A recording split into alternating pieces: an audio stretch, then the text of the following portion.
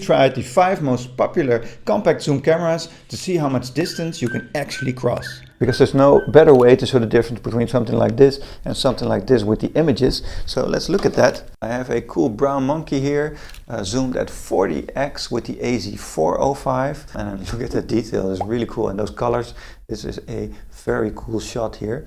And then with the AZ528 at 35x zoom, which is not near its 52x zoom capacity. I really like those colors there. I could have done a little bit of a better job of holding the camera steady here, I think, but it's a very cool image. And then seeing that next to like the maximum zoom of the FZ45, which is just really far away. So this is the maximum zoom for the FZ45, and this is the maximum zoom for the AZ405. I mean, look at that difference. But I really do like the colors of the FZ45. Those browns at the back there, I think the image is shot quite well. Everything is in focus except for those people walking by there quite fast. And then looking at the 5x zoom of the FZ55, zoomed in just a little bit more. So that's just a tiny bit closer here than the FZ45 when we look at those side by side. But I really do like the colors of those as well. So I think all those Kodak PixPro models, I think they do a great job, but it's just a very different type of camera here. Now, you get a little bit more zoom with the Canon IXY than you get with the Kodak ones, because that's also a very small camera. Look at that compared to like the Kodak PixPro FZ45. They're about the same size and about the same weight. So this is something that you put in your pocket and you just take this along with you, or in your purse, and you take this along with you along with your phone camera. But the quality here is just a lot better. But this one has a 12x zoom while this one has a 5x zoom, and it makes such a difference here. Now compare something like this to like a camera like this one, and you can already see, well, the differences here. This is just a very different use case. So this one, you can take that along with you in your purse, and this one you really need to take like a backpack or carry this with a strap across your chest. So those are the differences here in use cases as well. But of course, this one has the 52x zoom, so this is really a premium compact zoom camera here. So that is what we were trying to find out when going to the zoo. Is it worth it to take something like this with you, or is something like this enough as well? And then cameras like these, are these then better than just using your phone, or can you just bring your phone? And we have some different images from those brown monkeys again to really show that difference. So here's the FZ55 zoomed at 5x. We're just a little bit closer to the enclosure here, but you can see everything is very sharp. I like the colors. The monkeys are a little bit dark, but that's because they're underneath these like wooden structures. But it's quite a nice image. And then zooming with the Nothing Phone 5x, you can already see just a little bit of a degradation here. So this is the image quality that you get with your phone when you're zooming. So that's just a little bit less of a quality here.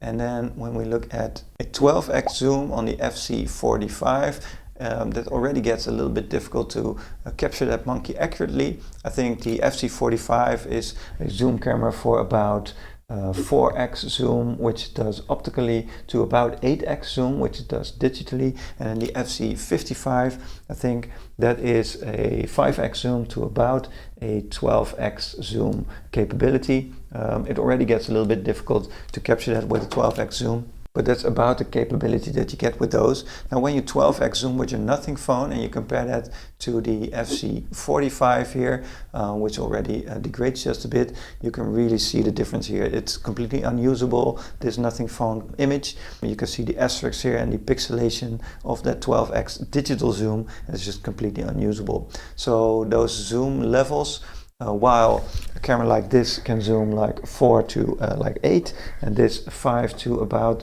12 with digital zoom, that's still usable. The Canon IXY here has a 12x zoom, which is really perfect without using any digital zoom, and look at how small that is. So when we take a look at an image like this with the Canon IXY at 12x zoom, which is at the same range of this monkey. I was just a little bit closer when I took this image, but look at the FZ45 here with 12x zoom. It's very difficult to get like a quality image here, and with the 12x zoom on the Canon IXY, that's just a lot easier.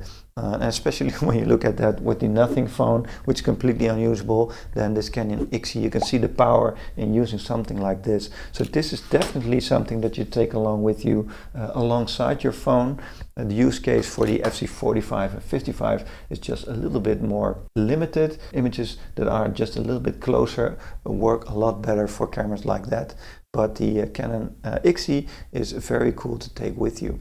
Now, the quality of images for the FZ45 and 55, I have some goat images here where you can really see that. So this is the FZ45 with a 4x zoom on the goats, just a little bit further away. I think it's zoomed just a little bit, focused just a little bit on the tree, too much.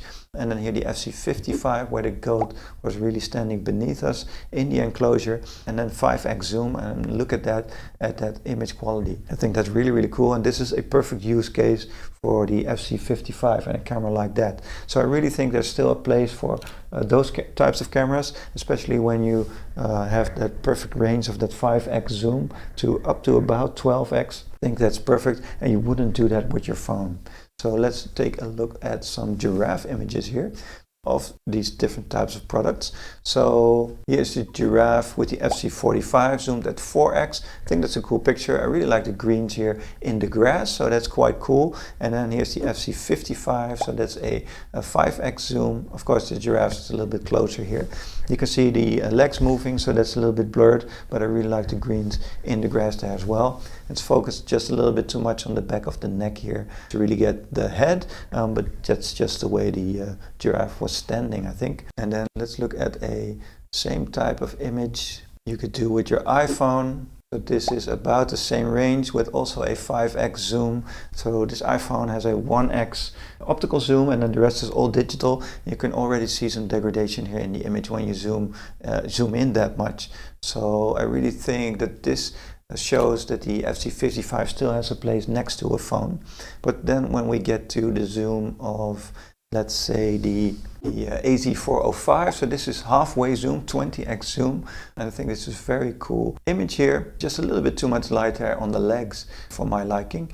But I think it's a very cool image where you can see the giraffe up really, really close. And then this is the AZ528 at the same spot, only there are two giraffes now instead of one. But this is the AZ528, also zoomed at about 20x. So you can really see the differences in images here. It's zoomed a little bit too much on the butt here, but I think it's a really cool image here of a giraffe that you can make at that distance.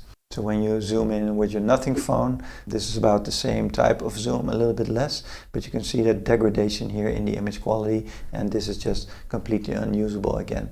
So zooming in that far with your phone, that really doesn't give you a cool image like with even with the FZ45 or 55, but especially with the AZ528. Where you can also see exactly the difference here in quality is with the Black Monkey here. This is a 4x zoom with the FZ45, so this is all optical zoom. You can see the monkey there. It's just a little bit small because of the 4x zoom, and we weren't even standing that far away from the enclosure, but still it's just a little bit far away here to see the monkey that well. And then when we look at the Black Monkey with a 12x zoom on the Canon IXY, I was standing in the same spot here. That already gives you a quality image here where you can really see the detail on the monkey there, and also especially like the detail here in the bushes on the side. So that's really, really cool when to see that.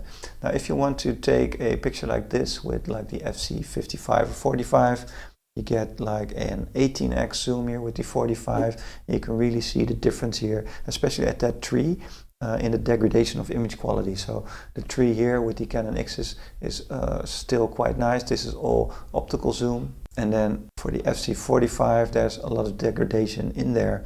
Now when we zoom 20x with the Canon IXY, the 20x is still very, very detailed, very well made, and there's not a lot of degradation in the digital zoom that we used here. So I think the degradation is also exponential. So going from the IXY from 12 to about 20x, I think you can get some great pictures. And then for the FZ45 to 4 to about 8, FZ55 5 to about 12. So it's also exponential. You can zoom in just a little bit more with the X's, and it's also easier to get a quality image. I mean, look at that tree. There's almost no degradation here, and you can see a lot of degradation here with the FZ45 at 18x zoom. So this is the maximum that you can zoom with the Canon IXY while still getting a quality image. Then let's look at the Canon IXY. It's at 12x zoom again. So there's the monkey. It's quite nice. Here's the AZ405 at the same spot, also at the 12x zoom.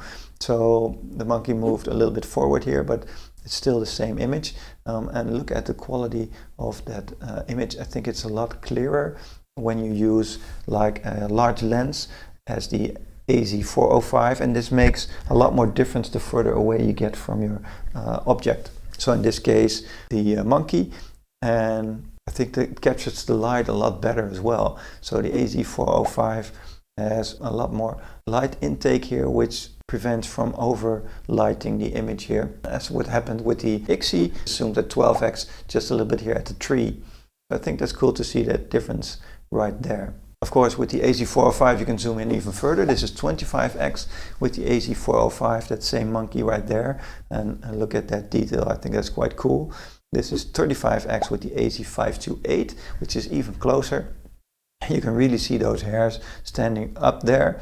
But this is the level of zoom that you can also get with the 405, but then with the 528 at 45x zoom, that's really, really cool to see a monkey up close like that. You can never do that with your phone or with like the FZ45 or something like that. You can get even closer with the 528, and this is 55x zoom on the AZ528, and you can see the monkey there. I think it's zoomed just a little bit too much, or focused just a little bit too much on the tree here up front, but you can also see his little hand there where it's feeding himself with really, really sharp. So this is like the full zoom that you can do with the AZ528, which is quite cool to see. It's also a little bit easier to get good lighting with cameras like these with a large lens. So really able to see that if you go a longer distance and a very open ground. So let's look at some elephant images here.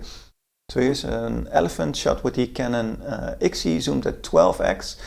It's a really cool picture. It's just a little bit dark here, and I think that's because of the smaller lens and then that open ground. It's just a little bit darker. And when you compare that with an image from the AZ405, this is at about the same spot where I took the image. This is also 12x. There's just a lot better light intake. But I do like the detail on the Canon IXY as well. It's a very cool camera for 12x and just something that you can take with you in your bag. But then the AZ405, the image quality, it is a lot better here. And of course you can also zoom in just a little bit more. This is a 18x zoom with the AZ405, and here it is devouring like a tree stump or something, which is quite cool to see. It was quite a cool action photo here. Here is the elephant in about the same spot with the AZ528. We went up a little bit closer, and this is at 12x. You can also see this tree right there in his trunk, which is quite a cool image here. I think the level of detail is really cool there. Then when you zoom in just a little bit further, this is the Canon IXY zoomed in at 40x.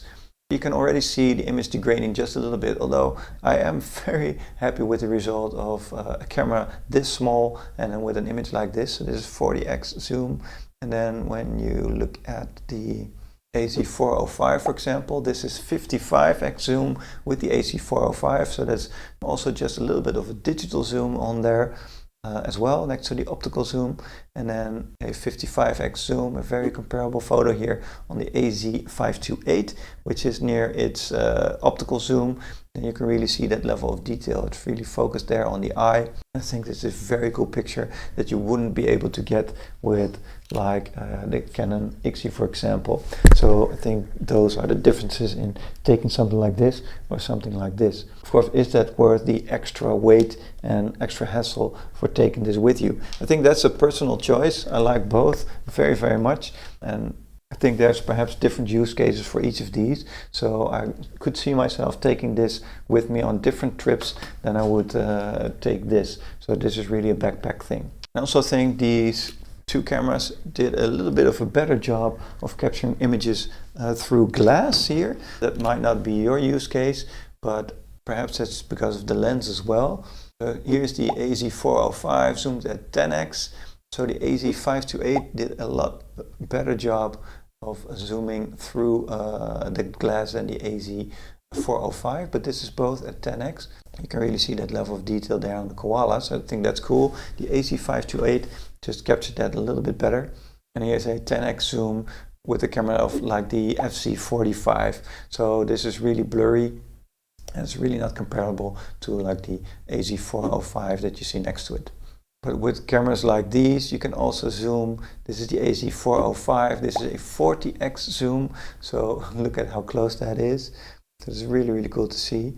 This is the AZ528 at 35x zoom. So almost comparable. And look at those hairs standing up near at its ears. So I think that's really, really cool to see that difference there. And then with the AZ405, here's a 55x zoom. And then here the 55x zoom of the AZ528. I think that the image quality is just still a little bit better with the AZ528 because it's all optical zoom and then just a little bit of digital zoom here with the AZ405. But there isn't that much of a difference between those two when you look at them. I do think the added zoom of the AZ528 is very, very cool. But choosing between these also has some other advantages here. I mean, this is just an upgrade version of this one. So this also has a better lens cap that sticks on, which is quite cool, and it has a rechargeable battery in there, which is also just a little bit more useful, I think, than these 4 AA batteries that are in here, which is a little bit of a hassle. And then this also has just a lens cap that comes off, so it's also a little bit less secure here. But other than that, these are the same cameras, the same chassis here, just a little bit of an upgrade in this one with Wi-Fi as well, while this one is not. But both you can just use your USB to connect this to your computer to get your files off. So I don't really think that is that big of a difference here with the Wi-Fi, but perhaps that's your use case. So let's look at some more images here. I have a Panda close-up with the FZ45 at 4x, so this is the maximum that camera can zoom. It also has just a little bit more difficulty with the glass than the AZ528, which doesn't seem to have any difficulty with any glass whatsoever. So this is 4x zoom with the AZ528. Look at that Panda, it's a lot easier to keep this one steady when you're taking your photo, which was just a little bit of a problem with the FZ45. But both images are quite nice, I think, when you see them side by side. Then with the Canon IXY, this is a 4x zoom. I think that image quality is also very, very cool. It captures the light just a little bit differently, but I like that you can see just a little bit of that redness on the top of his head there, and it seems to be, maybe because of the light, a little bit absent with the AZ528. So at this range, the Canon IXY really does a very good job here. And we weren't standing that far away, it was really up close for us, which allows us to compare these FZ55 cameras as well. This is a 5x zoom on the FZ55, just a little bit closer than the 4x zoom, but also just a little bit of difficulty with the glass here, I think. And then, of course, you can do some extra zooming here with the AZ528. This is a 40x zoom on the AZ528, which gives a lot of detail. I mean, that's really, really beautiful. And then even a 55x zoom on the AZ528. Look at those whiskers, the little hair there. I think this level of detail is just very cool that you can capture that with something like this, which you wouldn't be able to, again, with like the Canon IXY, or especially something with the Kodak FZ45. If you're going to buy a compact zoom camera, I definitely recommend something like this, which has a lot of bang for your buck. Or if you want something portable, something like the Canon IXY